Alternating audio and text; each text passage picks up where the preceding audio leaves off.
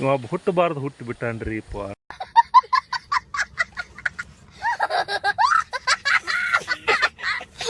ಎಲ್ಲವೂ ಡಿಫ್ರೆಂಟ್ ಆಗಿರ್ತಾನಲ್ಲ. ಒಂದು ವೇಳೆ ಈ ದೇವರು ಹುಟ್ಟಿಸಿದ್ರೆ ಅಥವಾ ನಮಗೆಲ್ಲ ಜನ್ಮ ಕೊಟ್ಟಿದ್ರೆ ಈ ಥರ ಎಲ್ಲ ಲಕ್ಷಾಂತರ ಕೋಟಿ ಜನ ಇದೆ ನಮ್ಮಲ್ಲಿ, ಮಿಲಿಯನ್ ಗಟ್ಟಲೆ ಜನ ಇದ್ದಾರೆ ಈ ಜಗತ್ತಿನಲ್ಲಿ. ಸೂರ್ಯಾಂಶು ಭಿನ್ನಮಿವ ಮಂದಕಾರಂ ಮಧ್ಯೈತಿನಾಥ ತವ ಸಂಸ್ಥಾನಂ ಮವೇದ. ಏನ್ರಿ ಇದು ಸಂಸ್ಕೃತ ವಾಕ್ಯ ಅಂತೀರಿ. ಅಂದರೆ ಸೂರ್ಯಾಂಶ ಭಿನ್ನವಿವ ಶಾರ್ವರ ಮಂದಕಾರಂ.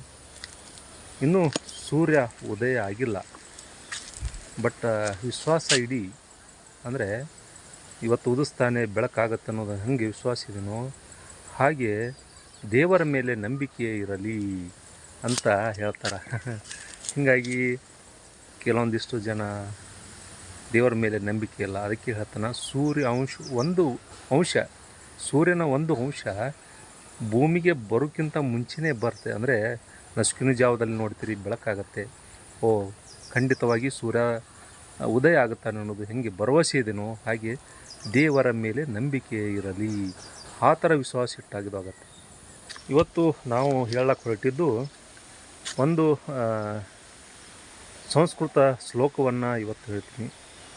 ಸ್ತ್ರೀಣಾಂ ಶತಾನಿ ಶತತೋ ಜನಯಂತಿ ಪುತ್ರಾನ್.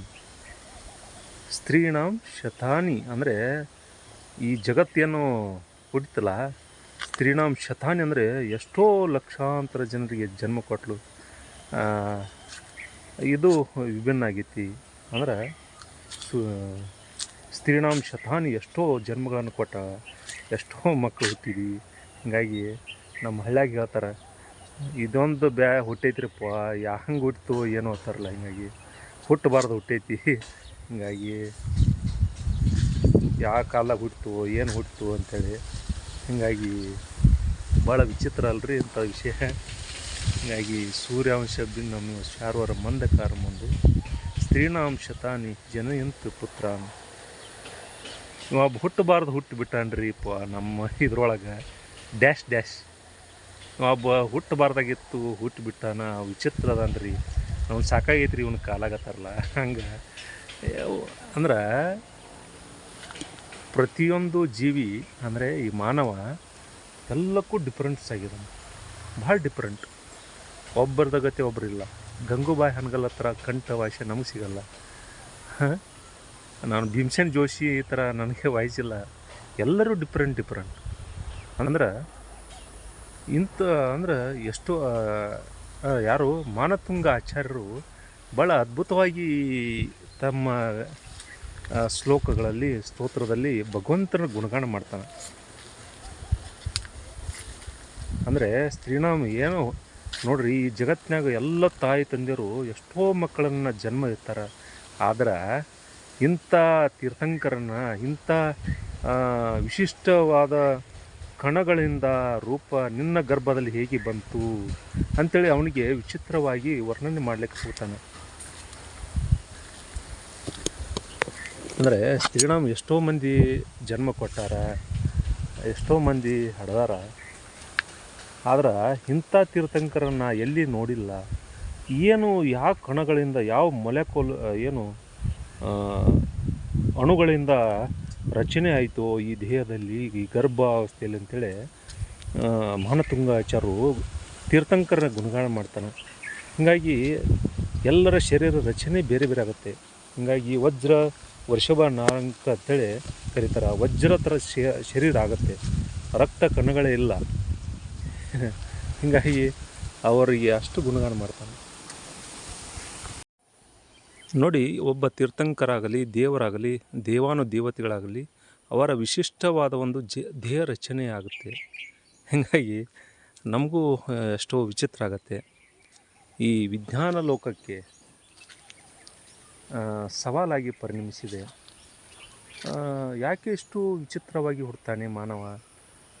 ಒಬ್ಬನಿಗಿಂತ ನನಗಿಂತ ಬೇರೆ ಭಿನ್ನವಾಗಿರ್ತಾನೆ, ಎಲ್ಲವೂ ಡಿಫ್ರೆಂಟ್ ಆಗಿರ್ತಾನಲ್ಲ.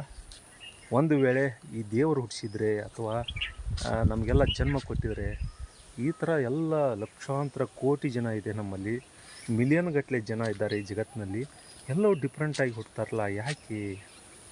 ಹೌದಲ್ವಾ? ಅದಕ್ಕೆ ಈ ಟಾಪಿಕನ್ನು ಎತ್ಕೊಂಡು ಬಂದಿದ್ದೀನಿ. ಭಾಳ ಸೂಕ್ಷ್ಮವಾದ ಇದು ವಿಷಯ. ಹೀಗಾಗಿ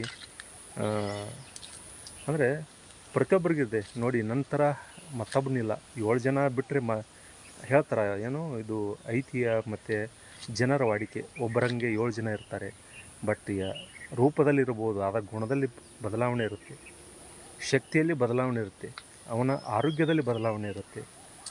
ಹೀಗಾಗಿ ಎಲ್ಲವೂ ನೋಡ್ತೀನಿ ಮಾಡ್ತೀನಿ ಅಂದರೆ ಅಸಾಧ್ಯವಾದ ಮತ್ತು 7 ಜನ ಥರ ಧ್ವನಿ ಇರ್ಬೋದು, ಆದರೆ ಎಲ್ಲ ಲಕ್ಷಣಗಳನ್ನು ಹೊಂದಲಿಕ್ಕೆ ಅಸಾಧ್ಯವಾದ್ದು. ಡಿಫ್ರೆಂಟ್ ಇರುತ್ತೆ, ಪ್ರತಿಯೊಬ್ಬರ ದೇಹ ರಚನೆ ಡಿಫ್ರೆಂಟು, ಮಾತು ಎಲ್ಲ ಚೇಂಜಸ್ಸು. ಒಬ್ಬನ ಥರ ಒಬ್ಬನಿಲ್ಲ.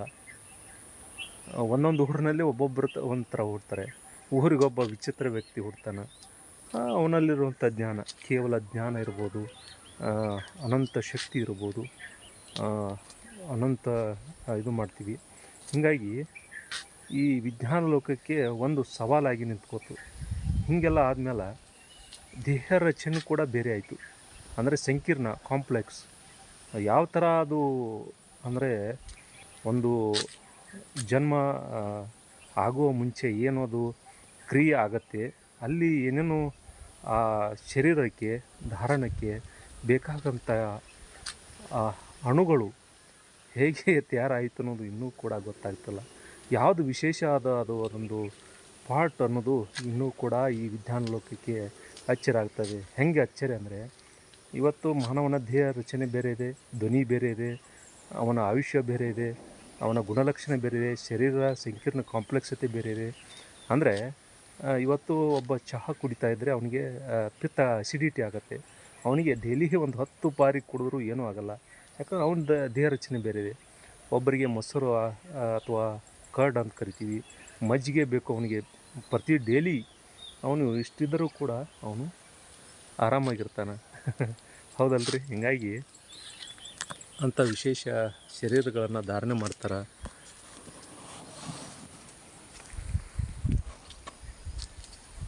ಮಾನವನ ಸೃಷ್ಟಿಯನ್ನು ಭಗವಂತ ಮಾಡಿಲ್ಲ, ಅದು ಹೇಗೆ ಅನ್ನೋದು 2ನೇ ಎಪಿಸೋಡ್ನಲ್ಲಿ ನಾನು ಹೊರತರ್ತಾ ಇದ್ದೀನಿ.